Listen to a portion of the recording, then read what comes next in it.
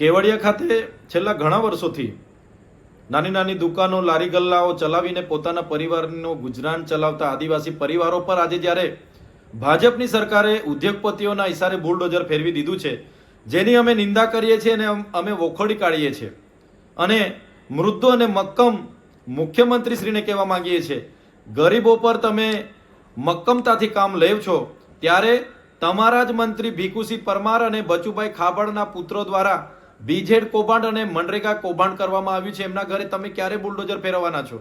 સાથે સાથે અમે ભાજપની સરકારને કહેવા માંગીએ છીએ, આ એ સ્થાનિક લોકો છે જેમણે નર્મદા પરિયોજનામાં પોતાની જમીનો ગુમાવી છે, પોતે સમાજ સંસ્કૃતિ અને ગામ સાથે છીનબીન થઈને અહીંયા વસેલા લોકો છે અને તમારા સ્ટેચ્યુ ઓફ યુનિટીના લોકાર્પણમાં તમારા દેશના વડાપ્રધાને રોજગારી સ્થાનિકોને મળશે એવી મોટી મોટી ભાંગા ફોજદારી અહીંયા કરી હતી.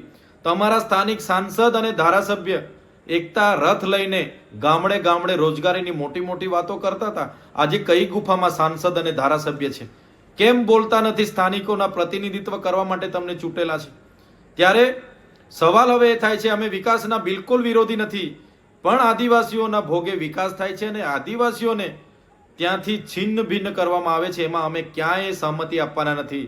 સરકાર ભૂતકાળમાં નર્મદા હોય, ઉકાઈ હોય, કરજણ હોય કે બીજા નહેરો હોય, નેશનલ હાઈવે હોય, જેટકો હોય, જીએમડીસી હોય કે જીઆઈડીસીના નામે અમારી જમીનો તો છીનવી જ છે, પણ આવનારા દિવસોમાં એ ચાહે વાલિયા ડમલાઈ લિગ્નાઇટ પ્રોજેક્ટ હોય, hydro project Naswadi, uranium project Ambadungar કે પછી સાપુતારાથી સ્ટેચ્યુ ઓફ યુનિટીનો કોરિડોર હોય, નેશનલ હાઈવે 56 હોય કે માલસામોટ પ્રોજેક્ટ હોય, અમે ક્યાંય એક ઇંચ જમીન પણ સરકારને આપવા સહમત નથી અને આ પ્રોજેક્ટ કરવા દેવાના નથી.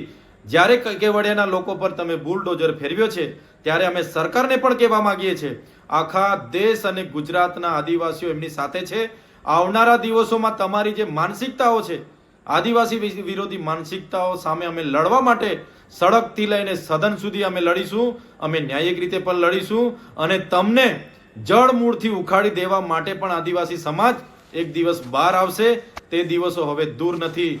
જય આદિવાસી, જય જોહાર.